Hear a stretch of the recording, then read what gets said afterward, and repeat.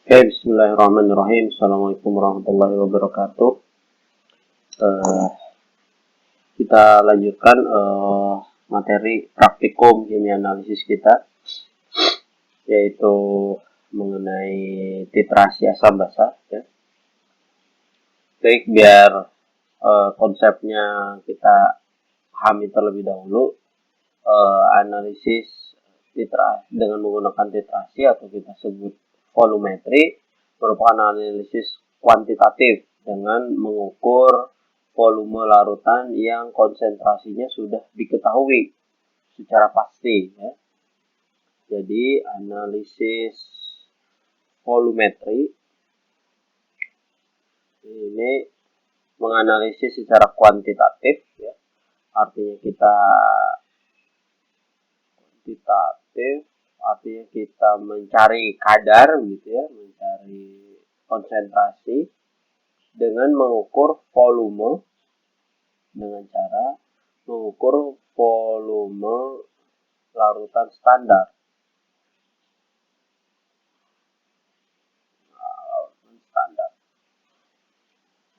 Artinya larutan standar ini adalah larutan yang sudah kita ketahui konsentrasinya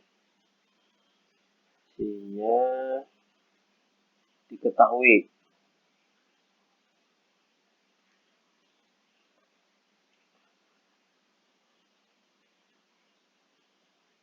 Nah, kemudian dengan mengetahui volume larutan standar, maka kita akan tahu berapa banyak larutan standar ini yang bereaksi secara kuantitatif dengan larutan yang akan ditentukan kadarnya. Artinya larutan standar ini bereaksi dengan sampel. Nah, sehingga nanti secara kuantitatif akan diketahui berapa jumlah sampel karena kita mengetahui berapa jumlah dari larutan standar, atau kita sebut ini adalah ekivalen. Valennya kita ketahui.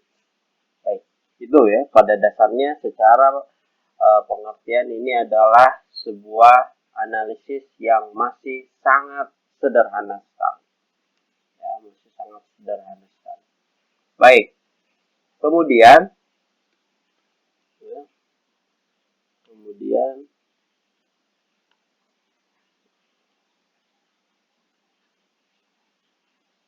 apa itu larutan standar tadi ya? Larutan standar itu adalah larutan yang kita ketahui konsentrasinya. Nah, pada dasarnya larutan standar itu ada dua.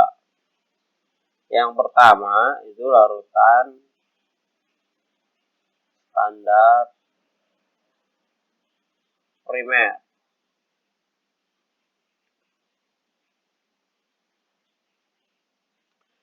Larutan standar primer adalah larutan standar yang diperoleh dengan jalan menimbang dengan teliti.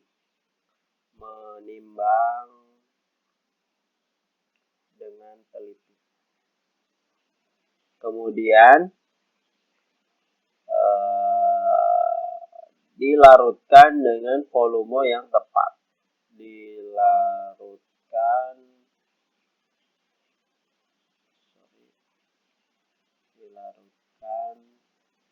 dengan volume tepat.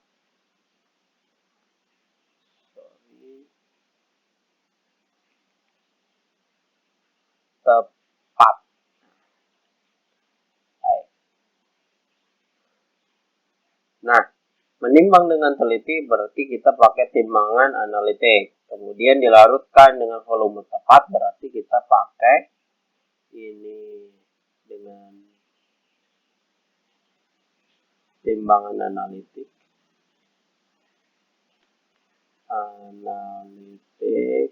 Yang ini berarti pakai labu takar, ya.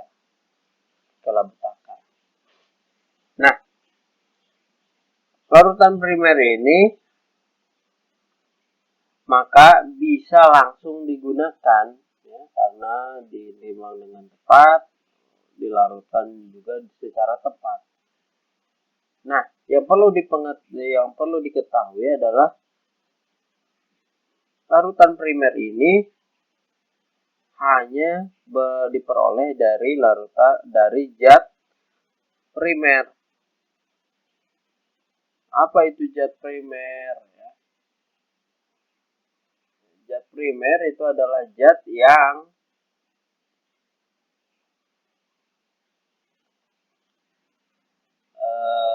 memiliki beberapa syarat ya dalam kondisinya. Memiliki beberapa syarat zat primer. Yang pertama, harus dalam keadaan murni. Dalam keadaan murni. Kemudian yang kedua, tidak higroskopis.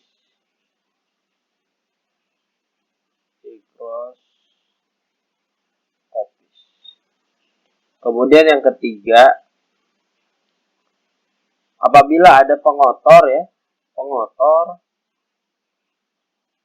itu jumlahnya atau persennya tidak boleh lebih dari 0,01%. Ya, nggak boleh ada pengotor lebih dari 0,01%. Di bawah itu wajar ya.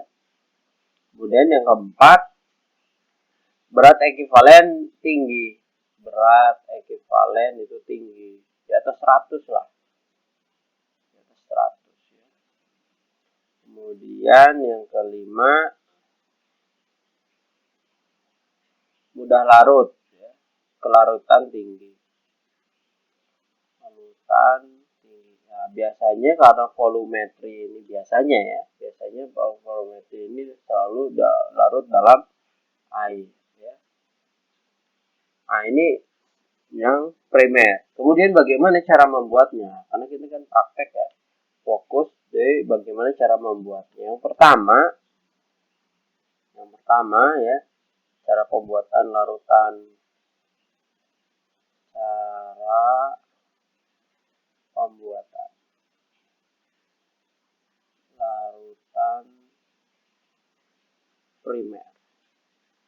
Yang pertama caranya, kamu harus tahu dulu mau membuat larutan itu berapa banyak kebutuhannya, berapa konsentrasinya.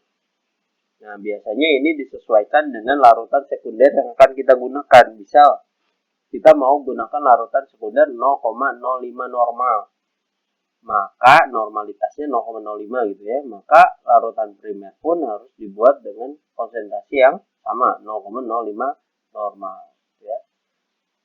Volumenya untuk titrasi biasanya kan harus 3 kali replikasi. Minimal berarti kan 30 mili. Karena setiap 1 kali titrasi biasanya 10 ml biar mudah gitu ya, ada alatnya. Maka pakai 10 ml 3 kali 30, tetapi kan kadang memiliki tingkat kesalahan, maka jangan tepat 30, lebihin mungkin 50. Kalau Anda tidak terlalu percaya diri ya buat 100 ml. Katakan kita membuat 100 ml 0,05 N dari zat primer, katakan asam oksalat gitu ya. Maka langkah pertama setelah kita tahu ini, langkah selanjutnya adalah kita hitung berapa massa asam oksalat yang diperlukan. Pakai rumus yang mana? Pakai rumus, ingat, rumus untuk titrasi ini hanya sedikit. N sama dengan massa dalam satuan gram per berat ekivalen dikali 1000 per volume dalam satuan mililiter. Nah, ini saja ya. Perlu ingat ini aja satu. Maka yang lainnya bisa dikonversi. Misal kita ini mau hitung berapa massa, maka jadikan gram. Gram sama dengan N dikali berat ekivalen dikali mililiter volume ya per 1000. Baru kita masukkan angka-angkanya. Massa yang kita cari N-nya 0,05, berat ekivalen. Dari mana ini? Nah, berat ekivalen itu sama dengan MR per valensi. MR dari mana? Lihat padatan yang kita punya berapa ininya, MR-nya. Lihat botolnya ya, lihat wadahnya berapa. Misal asam oksalat 126 ya. 126 per 2 maka 63 ya, 63 masukkan angka 63 dikali volumenya berapa 100 ml per 1000 ya. Masukkan dapat angka 0,315 gram. Nah, inilah massa dari zat primer yang kita perlukan 0,315. Dan langkah berikutnya ya adalah menimbang. Tadi 0,315 gram. Nah, pakai timbangan analitik. Pertama, biasanya ya di USB pakai kertas timbang. Boleh. Tapi yang betul itu pakai gelas arloji ya. Siapkan gelas arloji bersih ya. Taruh di atas timbangan analitik, kemudian set 0. Pastikan sudah 0, baru kita masukkan sebanyak 0,315 gram. Oh Pak, sulit sekali untuk bisa pas 0,315. Nggak masalah. Melenceng sedikit nggak masalah. 0,316, 0,321 is okay. 0,313 gitu, it's okay, no problem. Nah, tetapi nanti apabila Anda menimbangnya tidak pas, maka Anda harus mencatat berapa hasil timbangnya. Misal dapatnya 0,316 gram. Oke, taruh. Ya, catat 0,316 gram. Nah, tetapi apabila timbangnya tidak sama, maka Anda harus koreksi. Berarti koreksinya 0,316 per 0,315 dikali 0,05. Berapa? Ini kalau seperti ini perbedaannya tidak signifikan, pasti 0,05 sama ya. Tapi kalau berbedanya cukup jauh nggak masalah. Misalkan jangan kelewatan ya, disuruh nimbang 0,315 Anda dapatnya 0,6 gitu, itu kelewatan. Nah, oke. Tuh.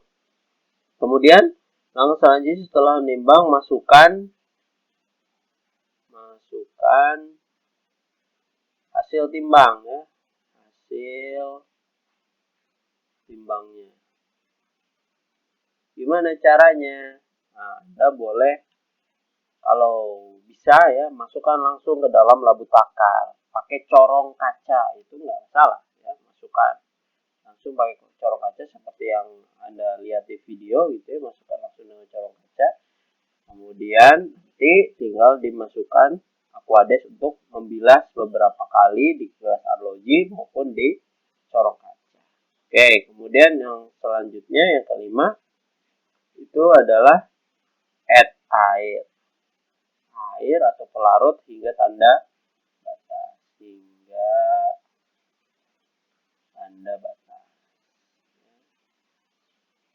Ini harus tepat ya, tanda batas. Labu seperti ini, tanda batasnya di sini ya, harus di sini gitu ya. Pastikan Anda meletakkan mata sejajar dengan tanda batasnya. Jadi mata Anda harus di sini untuk melihatnya. Nah, untuk melihatnya harus pas sejajar. Tidak boleh dari bawah, tidak boleh dari atas, harus pas dari sini.